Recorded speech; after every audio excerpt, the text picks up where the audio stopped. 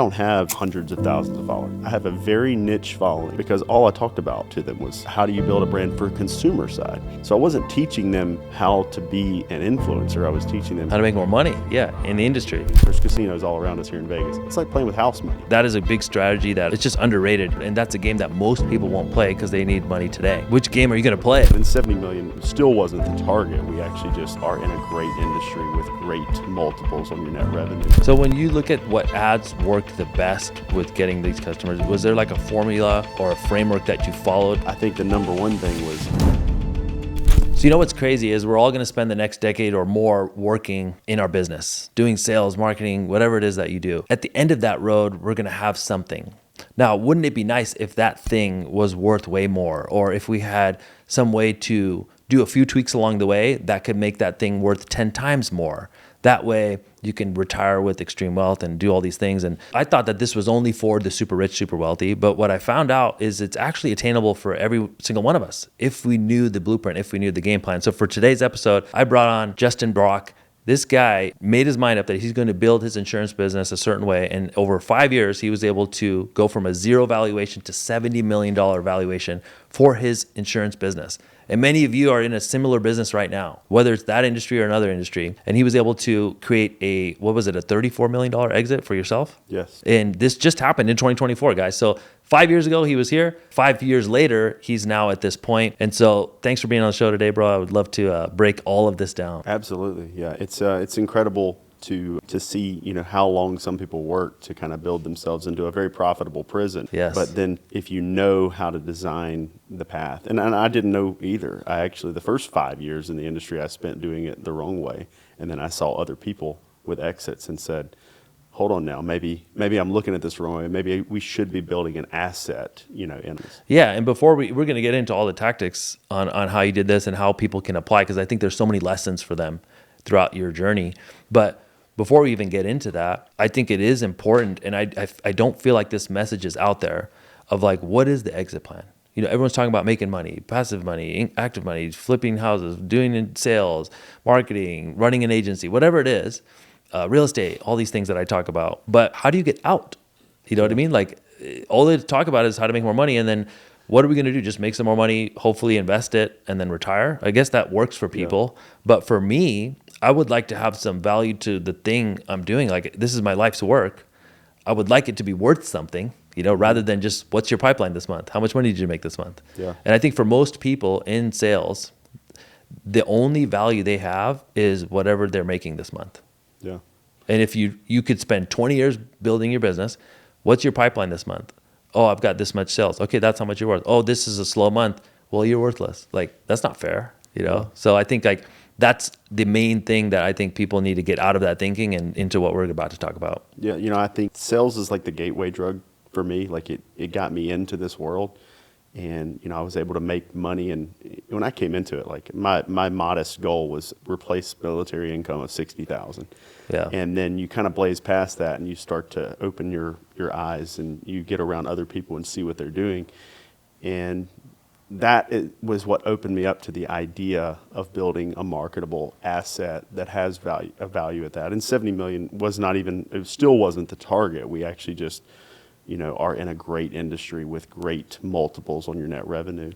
But it is nice to be able to begin with the end in mind and, figure out what you want to do and create that freedom. Coincidentally, I found that I still want to double down and continue to work. Yeah. But it's always nice to be able to do things on your terms versus feeling like you absolutely have to show up every day just to make ends meet. Yeah, that's really cool that the people who achieve the best outcomes in as far as financial outcomes, you'll find that they don't stop working. Like they just love the game. Yeah. And but now it gives you that freedom to do whatever you want, which is really cool. Like you said, live life on your own terms. And I think that's what most people want, Yeah. So just if we rewind 5 years ago, because I think this is really the part that would bring the most value. It's like, okay, so 5 years ago, you're in insurance, you've been doing some door-to-door stuff. What made you switch to be like, okay, was it like I saw these things going on and I'm going to switch the way I'm doing business? Or was it more about I just want to find a more scalable way of running my business? So first it was, like you said, door-to-door sales. And I realized pretty quickly, I got a boost of confidence realizing that people will buy things from me. And not by doing anything nefarious. Like I could go out and actually help people get them the product that they were going to buy from someone anyway and make them trust me.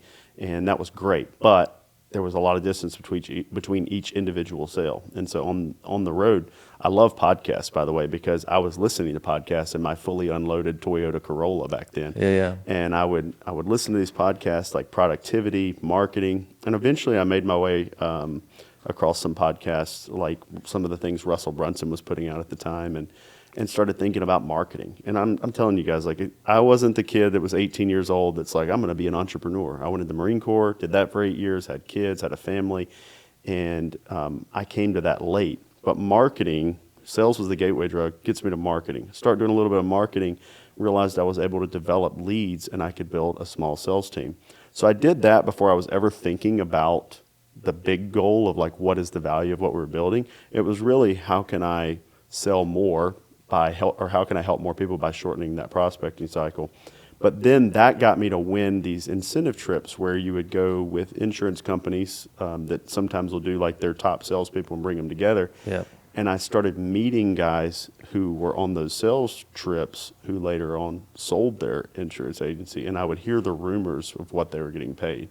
And that had me looking into, so it's like this layer of like, I'm going to learn how to sell. Then I'm going to learn how to prospect. I'm going to learn how to market. And then it was, wait a minute, what I'm building has this big marketable, as a marketable asset. Now I need to learn business operations and how to do that. So It's not like, a lot of these guys I find most people that are selling their businesses, they're not Harvard MBAs. They're just guys that are figuring it out one step at a time and just doing the work. Yeah, this is crazy too, because it kind of what you just outlined there is a journey that most people go through. And this works regardless of whether it's mortgage sales, real estate sales, insurance sales. Like, it doesn't matter what you're selling. Even some people in my community are selling services to businesses, like agency stuff, or coaching or consulting. It doesn't matter. Like, everybody starts off selling something,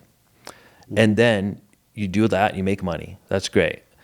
You can only go so far. So then now what you want to do is build a sales team. So I need, like, people who want to go to the next level, hire people, and then they start making, they can do more sales. So they start making more money. But then I think what really flipped the switch for me and got me into the 7 figures and beyond was becoming a good marketer. That's what you talked about. So I feel like it's like sales 1-to-1, sales, 1-to-many with the team, and doing that and scaling that as much as you can. And then it gets into like, okay, I want to become a marketer, not just work on sales. Because I think the best marketers don't have to be the best salespeople, because now you're bringing in so much. Right. And then from there, I think people just usually will make so much money, and I think they think that's the end. And it could be for you. Like, maybe you make so much money, you make 7 figures a year, or you make good 6 figures a year, you put that money in the right things, and then you retire. That's cool. But I think they don't realize that there's this whole other level to the game, which is what you just talked about, which is now build that into a marketable asset, like an asset that has value that can be purchased by private equity or another business. Yeah, and it's some of those things become like score. Like you said, it does turn into, you're gamifying it a little bit. So like if I'm I'm selling, and at some point it's, I'm trying to get out of the grind. Then I escape the grind to some degree, but then there's like this, there's this other level. I could completely escape it. And then you do escape it. Like when I sold, technically you're escaped. Like, you don't have to do anything. But at that point you kind of feel like, okay, but there's still these other levels I can get to. You get into, if you really look at, I feel like the hierarchy of, just business 101, it's sales, marketing, general biz ops and sales team and culture development. And then you get into like corporate strategy and investment strategy and diversifying. And so it's like, it's not that any of this stuff is all that high level of information. It's just you're piling on enough info one layer at a time to build your mind into the asset that you need. And you're just not afraid to screw up, because like, when I first started hiring salespeople, it was still like, are they going to be good? Am I going to be able to train them? What I found out, like you said earlier, is I thought I was a good salesperson. I was a better marketer than I was a salesperson. Yeah. And then I hired people that were much better salespeople than me. Some were, some weren't, but I didn't need them all to be. If I could be a good enough marketer, I could turn a mediocre salesperson into a cash cow for the business. 100%. So, yeah, I think of that being the big thing of like, okay, I'm going to flip into marketing and bring in more business, bring in more leads. And we'll get into the tactics on how to do that. But I think what I want people to understand is like, look, we see people in our industry, insurance, you've talked about this, there's so many exits, and it's the guy next door sometimes. It's not like who you would think, who's having this big outcome. I've seen people, I've been shocked to see, bro, over the last year or two, there's been so much consolidation within our industry.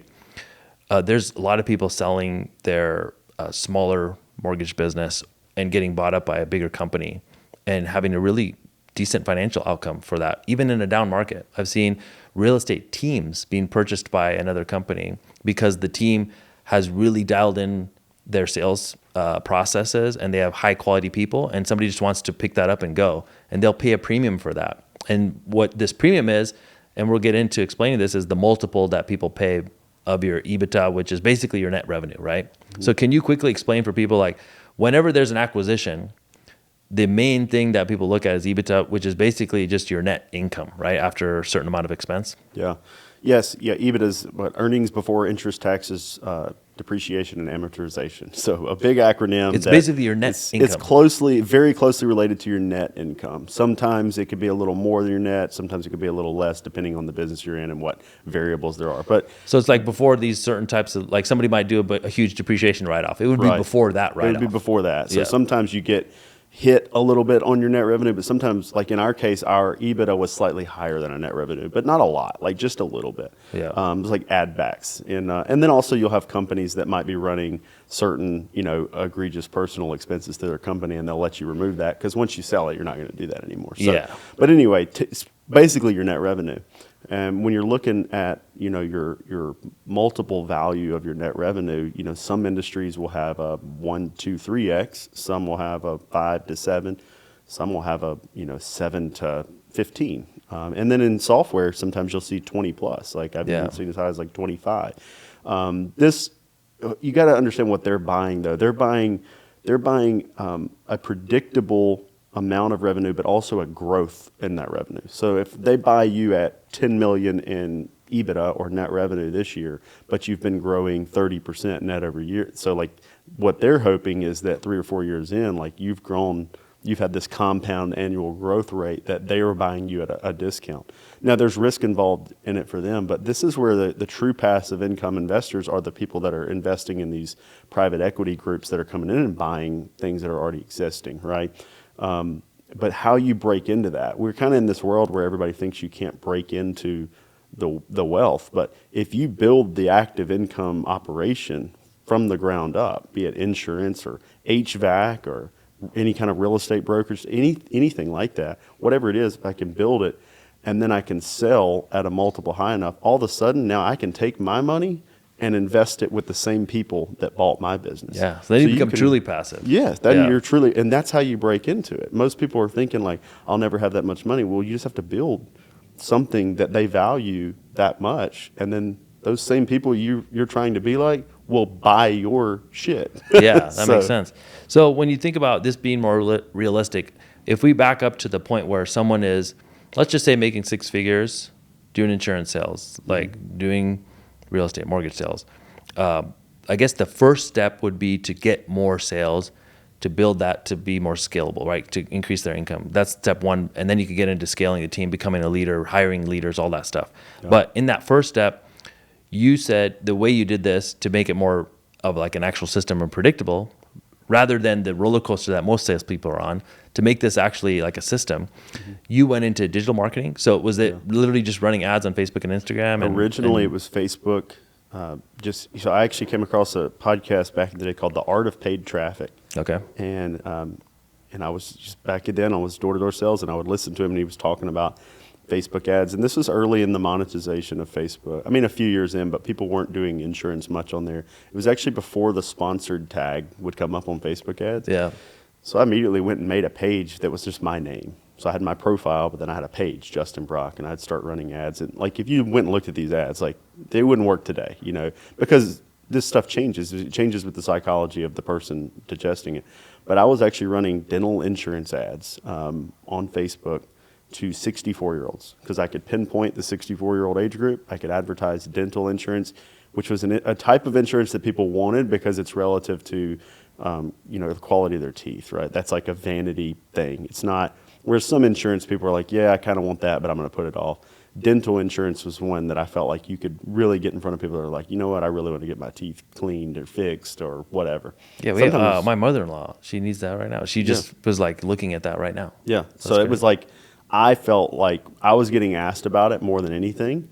So it's not the most profitable niche to like sell, but I was looking for where can I help people and then pivot into the other sales. So I think when you're looking, it's a hook. Yeah. Okay. So when you're looking at marketing, like it's always about the hook, like, so sometimes it's like, this might be the most profitable thing I sell. And so some people go straight to that, but it might be a very difficult thing to market to. You might have to build the relationship on something else. So that's the approach I took to it and had some big wins, but I would sell all day when I started, and then at night I'd stay up all night watching YouTube videos and listening to podcasts and playing around with Facebook ads platform. And eventually we moved into using a strategy. So our strategy was we geo-target like a 50-mile radius or a designated marketing area, and then we would do Facebook in that same area. We'd have a direct mail strategy where we'd send like 3-letter series to the same avatars that people were looking for, and then we would run like OTT, over-the-top television, to those accounts or broadcast TV. When someone would see the ad, what would the call to action be for them to book a call with the team? Call us. Okay. So at the time, it was just call. Okay. Now, what happened was, the first part of that marketing was just Facebook. Yeah. My phone was ringing enough where and at the time, I had no desire to build a sales team. But my phone got to the point where I was writing more insurance than anybody I knew in the world as an individual. And it was easy. It was just So how much were you making at this time? I got up to where I was probably making, $400,000 or $500,000 as an individual guy. Just off the Facebook ads. Yeah. And then you scaled it from there. Yeah. And but when they would call me and I would sell, I thought, I'm good. I'm good. But I would go to these events that I was talking about earlier, and I'd find guys that have sales teams, right? And then I'd find guys that had sold their business. But that was when I started building a sales team, is I would see other guys that were actually the ones that were writing the most insurance because they had multiple people working with them. Yeah. And so I went back and started building the sales team. And then, we've had a lot of wins along the way, because then at some point I would listen to every influencer, but there's a lot of influencers out there that say things and people listen to it, but they don't implement. I would go and I was the guy that would implement everything he would say. So like when Gary Vee would say, document the journey and don't ask anybody to buy anything, I'd go out and start making videos for the agents, telling them exactly what I was doing. I didn't recruit them. I wasn't hiring them. I wasn't selling them a course. Yeah. For 2 years, I was just talking to them about it. And so I developed this little niche following of all these agents. And so eventually, when we were like, now I feel like we're ready to start recruiting the agents or sell them a course or invite them to a conference, they were like, sign me up, take my money, because I'd been giving them all that free Dude, that's a nugget right there. So this is a big thing within our industry.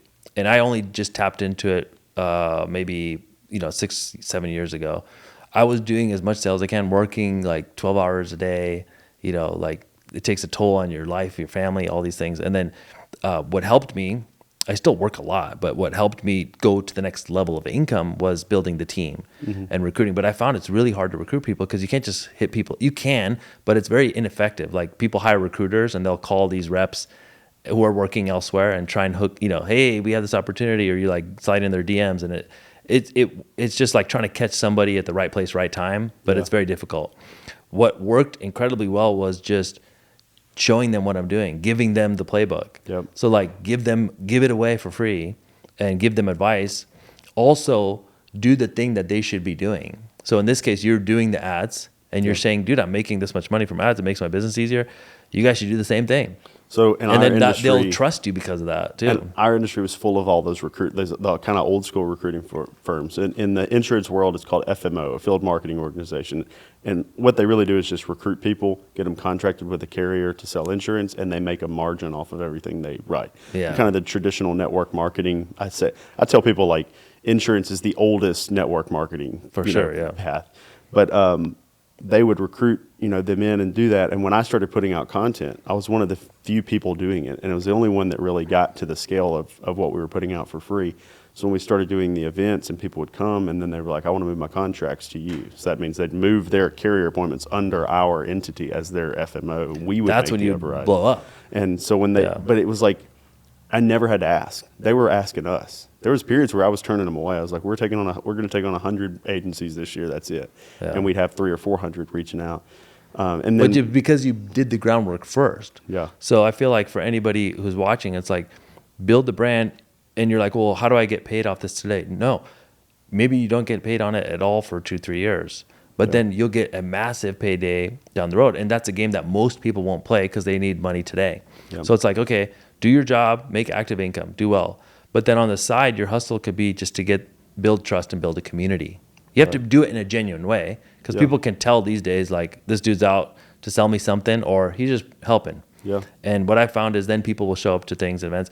And then if you ever did want to recruit in the future, you can, because these people will want to work with you. And it seems like, you could spend time trying to get the next sale, or you could spend time getting the individuals or teams that would bring you the next 100 or 1,000 sales. Yep. You know what I mean? Like, Yeah. which game And are you going to play? That's You know what I mean? turned into is we have our we call our W-2 sales team, and they are kind of our incubator for ideas that we then share with our 1099, our brokerage channel. So we'll have these agencies that they're trying to build the agency we build. So they'll move contracts to us where we're making a smaller amount of the commission off of them, but we're showing them all the mistakes we've made and learned from. We're showing them what we're doing and kind of being that kind of guiding light for them. And that's what they were looking for. And instead, all the other old FMOs that were around, they couldn't really teach them anything because they weren't doing it. We were doing it and documenting it for them before we ever even asked them to make $1 off of them. So by the time it came to that decision, like, a lot of them were saying, why would I not? Like, you're the one teaching me and somebody else is making money off of me. I'll definitely move by. It was only this year we actually hired recruiters. And so far, all they've really been doing is cultivating the relationships we already had with people. Yeah, just closing the circle. Yeah, so that's crazy. So I think that's awesome in terms of how you would recruit, is building a community first and helping the industry, and then you can recruit from that pool of people because they already trust you. Yeah. And it doesn't actually turn people off because you're not really coming from it from a salesy standpoint. It's like, dude, I can help you. Would love to work with you. I think it's important to, like, before we started talking earlier, you were saying, sometimes people, when they're trying to be a personality online or build a personal brand, they'll look to people that have one and try to do what they're doing. And sometimes they haven't put the groundwork in enough. So, like, when the core of what we built, like, I don't have hundreds of thousands of followers. I have a very niche following because all I talked about to them was health insurance, Medicare, what policies we're selling, what carriers we're working with, what ads we're running, where we're running ads, like, how do you build a brand for consumer side.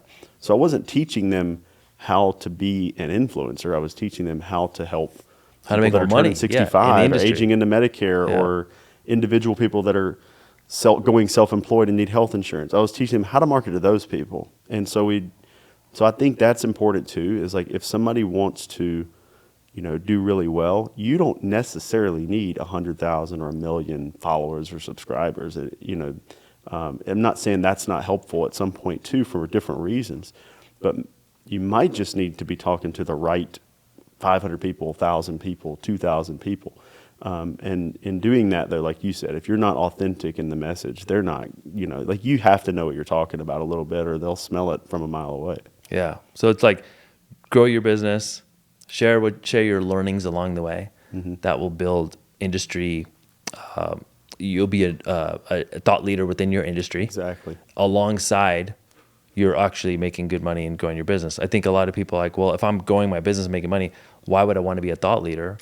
It's because there's going to be some opportunity that you don't know about that's 5 years away. Yeah. Jesse Itzler said this. He spoke at our event, and this dude's a billionaire. He's got all these crazy outcomes in business. But he told me that the biggest outcomes came for him along his journey were things that were not on the roadmap.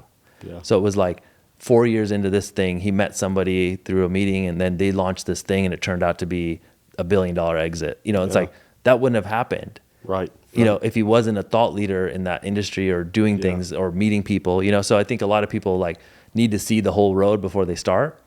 What if the road is like, dude, I just know that if I build a personal brand and do it in an authentic way and build a community, there'll be some great outcomes down the road. I don't quite know all of them, what they're going to be, but I just know it's going to happen. Yeah. And so that's how I started, and it's helped me a ton and open doors I didn't even think were possible. We had,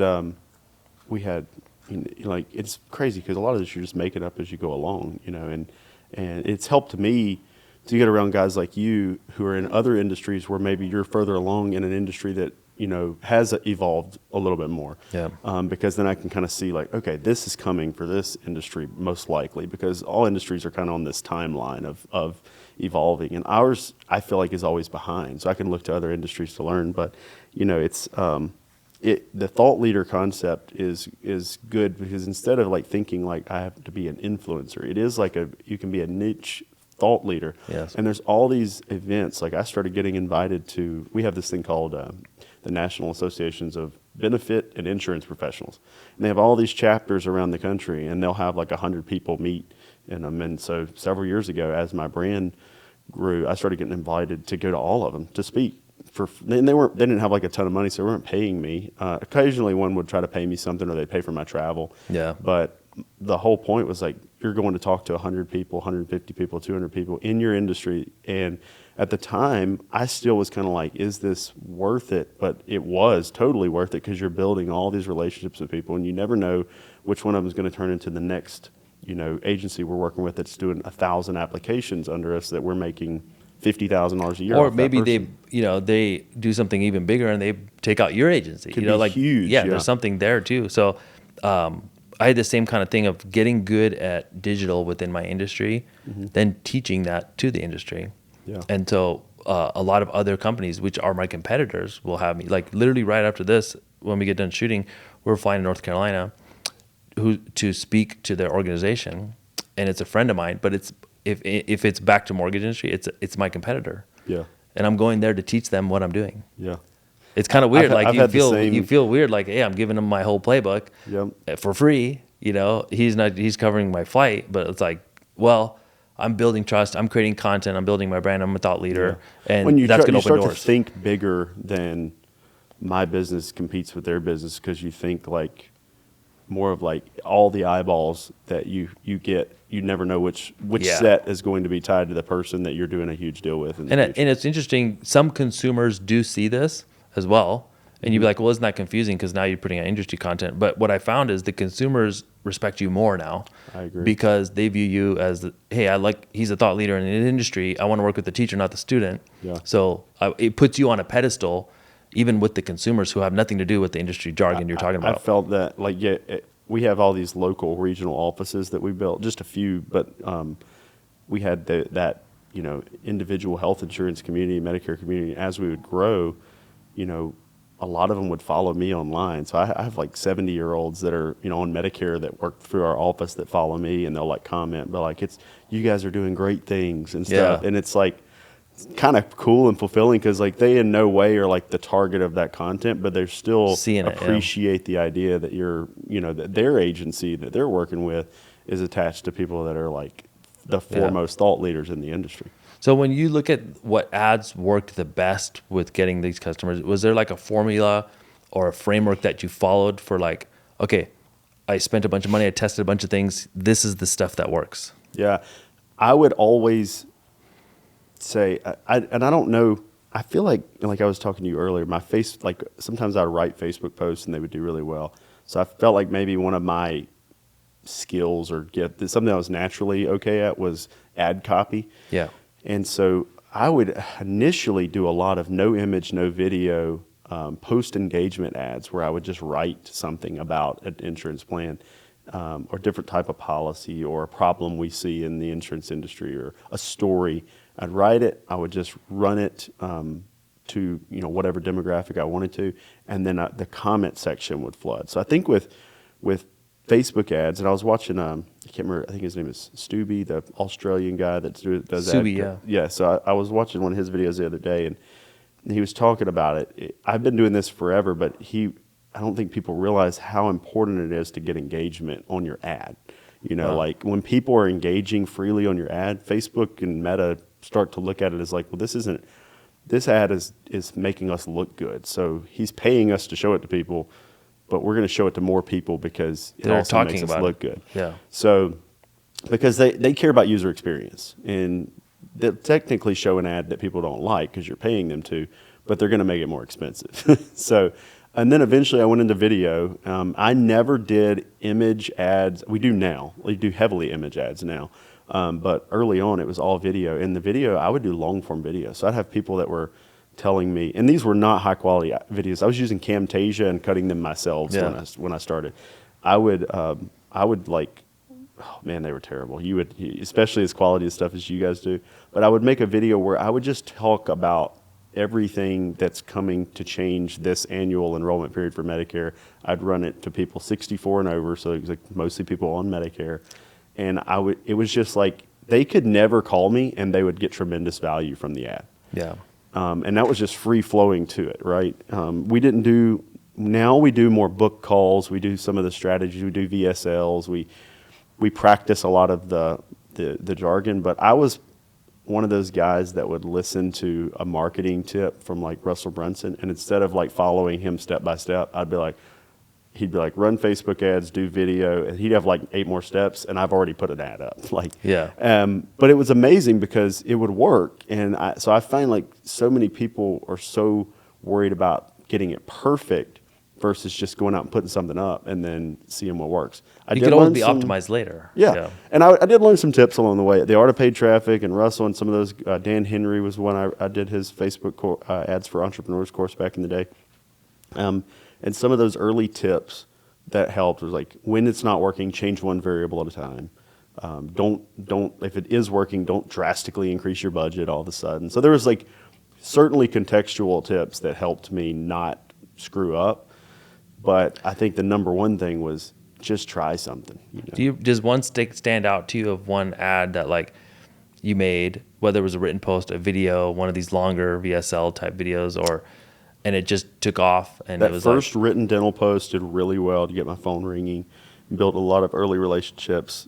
It'd be hard for me to put a number on it at the time because I was terrible at tracking and analytics at the time. But then those early update ads. But now, even this year, we ran ads in all of our brick and mortar location areas and 50-mile radiuses, inviting people to seminars so they could come to these in-person seminars for like insurance changes for the year, or they could come to the webinar. But the whole video is creating a little bit of urgency about the market changes this year, and how people need to change something. But those ads, I mean, they slapped. But I think where I see a lot of marketers that'll have like one ad that brought millions in, for us, it's all, you're having to do a lot of ads. So like I'll have one that works for 2 or 3 months very well, but then I have to have another one in the pipeline. Yes. So this is another one that the same guy I was talking about from Australia, when he put Sabri, it up. Subi, yeah. Subi, yeah. He's got great content. But I completely agree. He said if he doesn't have 20 A/B split tests running at a time on ads that aren't working, he gets anxious about it. And I'm the same way. Like we're always, maybe not 20 at the time, but we might have 5 split tests running now at a time of just different ads, different copy, different images, and every now and then one works. Oh, last year we ran an ad on the agent side, filling our event that we have about 1,500 agents at, and that I had one that was just a ticket image ad run to a custom audience and then ran to a lookalike audience separately off of that custom audience, and it was just cooking for probably 6 months straight, But so you run one ad, and then you talk about this. It's the ad is run, and then it gets shown to like you're running it to the people who engage with that. You're retargeting them. So how many times, do you have to hit the same person with an ad before they actually will book a call or take a call? That's a great point. Great question, because Meta, they'll put on they'll give you the creative fatigue warning. Yeah. I think that is the biggest bullshit warning. Really? Because I personally, the point of diminishing returns for me is when the ad stops returning a good quality, return. I've noticed that is about 25 to 30% of the way through how good the ad, like how long I'm going to run the ad when they put that on there. So I think, one big tip is like, don't always jump at everything Meta throws at you. Obviously, if they're shutting your ad down, that's different. But when they're just telling you that, the creatives fatigue, like they might be saying that because it's shown it to most of your audience 2 to 3 times. I might want it 12 times. It's funny in sales, we say, oh, the most sales are made after the 5th contact or the 12th contact. There's different stats you'll hear, right? But then we expect an ad to only be shown to them 2 to 3 times. Like, Yeah. I want the ad to be shown to them. The same ad or a different ad? A combination, but we will do the same ad. Okay. So, because like with our ticket ad, with all these ads, like even when we're inviting them to webinars or seminars, or if we're doing ticket sales ads, from what I can tell, there's those people that'll see it 6 times and then convert. And it's just like it has to subconsciously, inundate their feed.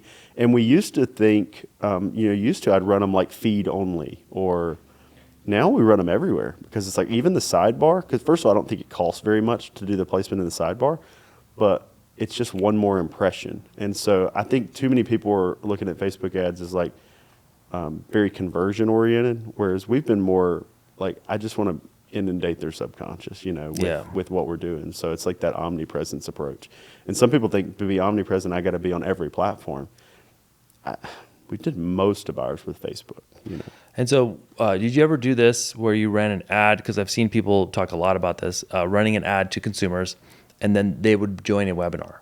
Yeah. Rather than doing the call, trying to call us or book a call. Because maybe they're not ready to talk one-to-one, but they would be, like, this would be a step right before that. Yeah, so we do on the direct, on the kind of B2B, the agent side, and the consumer side, we do a lot of webinars. So we'll come up with a topic. It's funny, on the agent side now, it's pretty organic because we have a good email list. We have the Facebook group, and so we can fill those webinars with 300 to 400 people without spending any money on ads. But on the consumer side, it's mostly ad driven. We'll do a lot of what we call Medicare 101. So we'll target people when they're turning 65. And they'll be like a year, within 6 months to a year out, and we're just putting on that educational webinar, and then we get them in there. Some of them set up appointments after that, because the whole point is to set up an appointment. Is this live or pre-recorded webinar? We've done it both ways. They're about the same result. I think you get a little bit better when you're actually live, when you're of course, truly yeah. live. But that could have its own issues, obviously. So we'll do. But now what we do is we do make them at a certain time each. It's not like evergreen where as soon as they go, it's like, oh, we're going to be live in 5 minutes. Yeah. We run it where it's like every Tuesday. And so even when it's a recorded webinar, it's a recorded, static page that they get a trigger link to 10 minutes before it starts. Then. So it gives the appearance of live. Yes. Yeah. That makes sense. Yeah. We called these, when I would do a webinar for consumers, then when we would want to run the same play again, essentially, without having to do another webinar, we would run the ad saying you're watching the Encore.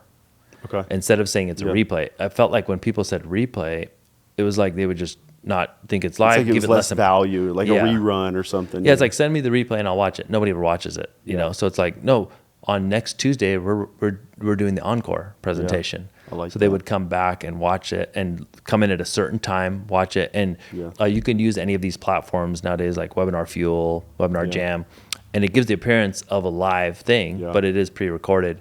They can still chat. You can have your team in the chat. Yeah. So I think like that is a big strategy that I think it's just underrated. We did Webinar Brunson Jam. talks about like doing, what did he say? If you did a webinar every week, you'd never go hungry. Webinars are, fantastic for us. And what we'll do, like on the agent side, is we'll do a webinar on a topic. So this works really well. So if you can develop a community or a following at all, and it doesn't have to be huge. With that Facebook group, I'll go in there and I'll be like, what would be a cool topic is, like how to sell your insurance agency. You know, we'll say, hey, I'll just go on and put a post up and say, would anyone be interested in joining a webinar where I talk about how to sell your agency or your book of business? And then, I'll put like 3 top bullet points. I would cover these 3 things. Comment me below if you would want to join. And it'll just be like me.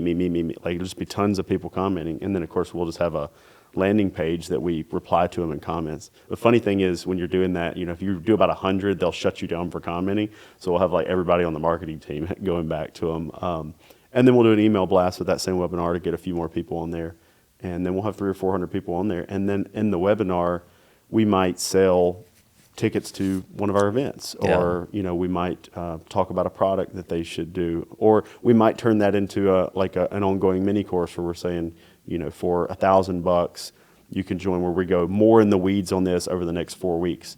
Well, then it's like for 4 weeks, every week we do a lesson, but I can turn those lessons into a mini course that you sell for $150 like later on. So. Yeah, and I'm glad you brought this up, bro, because this is really important. When you make a post, whether it's in a private community, like we use school, we do communities there, whether it's in a Facebook group, a Facebook post, an Instagram post, it could be organic or paid, whatever, asking people to comment. And I know this can like technically be pushing the line, like you said, with some of Facebook and Instagram's rules. They'll be like, well, we don't want you to comment bait. Yeah. But it's kind of gray area a little bit. But I noticed when you ask people, like, if you'd like this, just comment this word, and I'll know, and I'll send it to you, or I'll send you the link. What happens is, like, this can all be automated through tools like ManyChat. Even Facebook is going to let you automate this now at this point. But it shows all the interest. So like the alternative is like you would just put the link or click here to go there. Nobody knows. Yeah. There's no comments. There's no like engagement. What I found is, like, if you see like 50 other people going, you want to go. So what's interesting is people want to go to a webinar that other people are going to. Yeah. People want to go to the. It's like a mob mentality. Yeah, they want to go to your event because other people go. People want to go. Nothing attracts a crowd like a crowd. Yep. And there's no way to put that crowd on display if it's just all sent to the page. So I know it's a little more tedious, like you said, even manually responding to each person with the link, or opting them in for them, however that process works. Right. I think it's like, even if there's tools you can use for this, but like, I just think seeing all that makes it go. So I've had a few posts where we've done that and it just blows up, and because it's like, it gets to a tipping point where they see all these comments and then it just goes. Like everyone starts commenting. Yeah.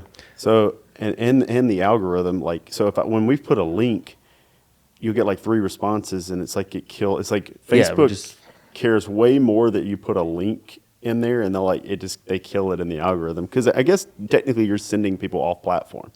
So they're like not going to make that easy. So what we'll do is say comment below for the link, and then when people are commenting, I think the interaction is also making it show to more people. So one, they're more likely to respond because they see people are going. 2, they're seeing it in the first place when they might not have even seen it before. You got all that interaction. So that has been kind of a, like if you grow a school community or Facebook group, using that kind of using that mob mentality concept is big.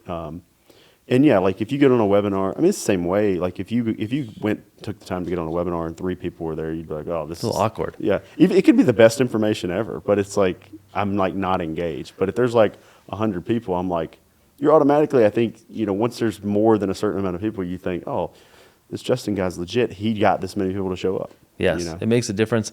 Now, I don't want that to scare people away from doing them, because it is, if 6 people show up, run it, but there are ways to even run a Zoom as the actual quote unquote webinar where you don't have to show the number of participants. So there could be literally one person and they don't know that they're the only person because it's blocked. True. Now, Zoom meetings that you run as a webinar, or Zoom webinars where you actually show the number of participants, you can do that. On these other platforms, kind of like just kind of like a marketing secret for a Webinar Fuel, Webinar Jam, you can put the number of the floor that you want it to be. So you can set your floor at 200. And then if 13 people join, it says there's 213 people on the webinar. So I know like nobody ever talks about that stuff, but like that is the funny thing about that too is so if you're doing a webinar and the goal is to get appointments booked at the end, and you'll know this, and I'm sure other people would want to know it, you can have it where I think Webinar Jam has a feature where you can say there's 50 appointment slots left, and then like you can have someone like literally clicking the number, making it go down. So it looks like as people are booking, they're going down. So it's creating scarcity. Yeah. And like, I think people should actually, when it's used for their own business, give the truth. Like it is scarce. Like if you wanted to provide a high level of service, you can only do this many appointments. Yeah. I can't. I mean, even with a sales team, I'm still limited to how many hours are in the day and how many people's on that sales team I have. Yeah. So it is true when you have the scarcity there. I think then you could play a little bit of games with like how you show that and all that stuff, but it has to be real. If the scarcity is real,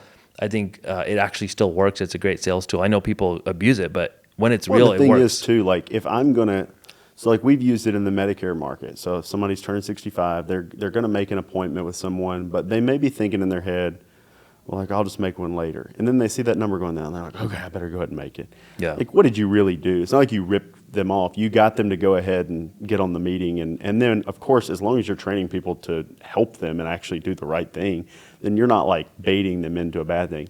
Now, obviously, it could be misused to like absolutely rip people off, and that sucks. But all tools could be. A hammer could be used to kill somebody. Yeah, So- that's true. So kind of wrapping up, Justin, like you use these tools to kind of scale up, and then we didn't touch on this, but I think it's important to make sure people understand. So when you talk about these multiples, I don't think people understand. So when you achieved a $70 million multiple, what was the EBITDA of the business? Like what was the net revenue? Yeah, it was about 6.3 million. Okay, so you built a business that nets 6.3 million a year before taxes and depreciation, all that stuff. That got a 10x, 11x multiple? So it's a 10x up front with a 1x earnout. And so Okay. the 1x earnout is tied to what's called a compound annual growth rate. So before we sold, we were growing at about 34 to 36% net each year over year for the previous 3 years. With them to hit that goal, all I have to do is maintain a 15% net growth. Now, obviously, we want to grow up more than that. I have retained equity, so I still have value there. And of course, I like growing the business. I get to hire more people and change more people's lives and help more people. Of course. But it's tied to that. That 1x is tied to 1/3 every year for 3 years past. So like if I do a 1x EBITDA earnout, if that's 6.3 million times 1, then I have a $6.3 million bonus paid in thirds over 3 years. I have to hit 15% growth each year. Yeah, that's the part I think people get intimidated by, Justin, is like, they're like, yo, he said he sold a $70 million business. I'll never be able to do that. No. You need to make a business that nets you $5 million, $6 million a year. Exactly. And then that will be worth 10 times that amount when you go to market it for sale. So, And I think and that if makes you it were- actually more realistic for someone to think about. Now, it's still hard. And Even it's if you're not trying easy. to grow even if you're trying to sell one for 10 million, if you Yeah. could grow, to 1.5 million net, you might have a 10 or $12 million exit, and it's capital gains tax. So let's say I'm paying 25% of that versus earned income would be, 37 to 45%, depending on where you live. So basically I'm saving a tremendous amount of taxes. It's almost like making that amount of money for almost double the amount of years. Yeah. But when you get that, being able to put it in passive investments, like it doesn't have to be 70. There's other people out there that are 100 that have stories of 150 million, a billion, way bigger. But like really, it's if I could take enough to set it aside. I'll give you a story. I had a guy in our industry that knew we sold. His friends with me for a long time, and he got offered 12 million up front for his, with some earn out potential for more money. And he calls me and he asked me if he should take it. And I'm like, well, what are your living expenses right now? And he told me, I was like, just like pretty much the guaranteed interest off of this money after you pay taxes on it, it'll be double what your living expenses are annually. So like, it's going to be I'm not going to tell you what to do because, there's pros and cons to both sides of this, and you never know what's going to happen. But to lock in that level of like security for your family forever it's hard to beat that feeling of knowing like now everything I'm doing is like, it's like there's casinos all around us here in Vegas. It's like playing with house money versus, playing with, because all the money I made up to this point belongs to my wife and my kids. Pretty is the way I look at it. So I wanted to lock that in. Now the retained equity I have in my business and any other ventures I have, now we're playing with fake money, really. Yeah, it makes it like you can live on, do whatever you want. Yeah. And that's the part I think that's true financial freedom. Yeah.